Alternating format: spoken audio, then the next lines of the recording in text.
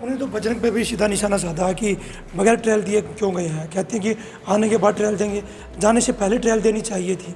विशाल कालीरमन को लेकर लगातार जो बयानबाजी चल रही है, उसको लेकर भी ब्रजभूषण शरण ने निशाना साधा है कि ट्रायल देकर जाना चाहिए था। गेम्स में अगर फेडरेशन चाहेगी ना तो कोई वर्ल्ड का मेडलिस्ट है करंट का, उसको सीधा भेज देगी। साल से फेडरेशन में बैठा है, अगर रूल बदलवाने थे 12 साल में क्यों नहीं बदलवाए? 12 साल से फेडरेशन में बैठा है, रूल बदलवाने थे बदलवाता। तो बजरंग पे भी सीधा निशाना साधा कि बगैर ट्रायल दिए क्यों गए हैं। कहते हैं कि आने के बाद ट्रायल देंगे, जाने से पहले ट्रायल देनी चाहिए थी। विशाल कालीरमन को लेकर लगातार जो बयानबाजी चल रही है, उसको लेकर भी ब्रजभूषण शरण ने निशाना साधा है कि ट्रायल देकर जाना चाहिए था। देखो, ये फेडरेशन की रूल बुक है, इसको पढ़ लो, इसके अंदर साफ साफ लिखा है, इंग्लिश में लिख रखा है, कॉमनवेल्थ गेम्स में कोई भी खिलाड़ी ट्रायल होगी।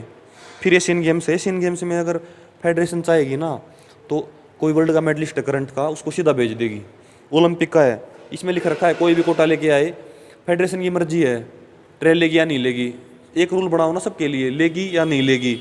अभी वो इधर इंडिया में नहीं थे, 23 तारीख को ट्रायल थी, उनको ट्रेनिंग के लिए बाहर भेज दिया, वो 5 तारीख को इंडिया में आए हैं अगस्त को, 23 सितंबर को ट्रायल ले दी, 23 जुलाई को ट्रायल ले दी है, 23 जुलाई को थी ना ट्रायल, 23 जुलाई को ट्रायल ले दी।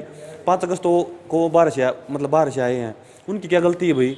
उनका सीधा नाम डाल दिया, फेडरेशन ने डाल दिया। उनकी तो इतनी औकात नहीं थी, अगर डलवाते 6 धरने में बैठे थे, 6 का नाम डलवाते ना तो 2 उसके काबिल थे, जो उन्होंने रूल बना रखा वर्ल्ड चैंपियनशिप का मेडल होना चाहिए करंट का, दोनों का था, उसके अंदर दो यारे थे, उनका डायरेक्ट नाम डाल दिया।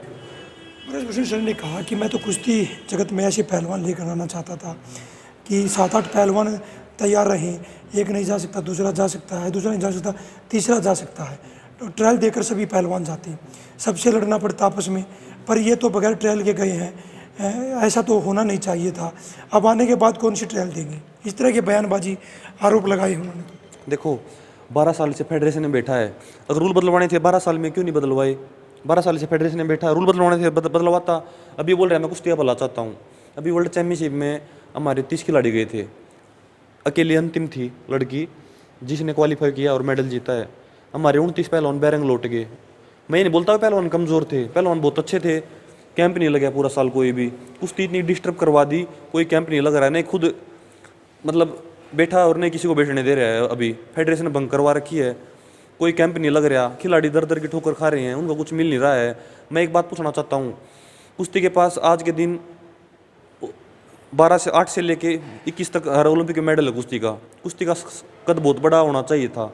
बहुत सारे स्पॉन्सर हैं कुश्ती के पास, JSW है, टाटा मोटर्स है, यूपी सरकार ने कुश्ती को गोद ले रखा है। मैं माननीय मुख्यमंत्री योगी आदित्यनाथ से बोलना चाहूँगा कि सर आपने कुश्ती को स्पॉन्सर किया है, आप कुश्ती में पैसा लगा रहे हो, एक बार ये चेक कराओ आप जो पैसा दे रहे हो किसी खिलाड़ी को मिल भी रहा है नहीं मिल रहा है।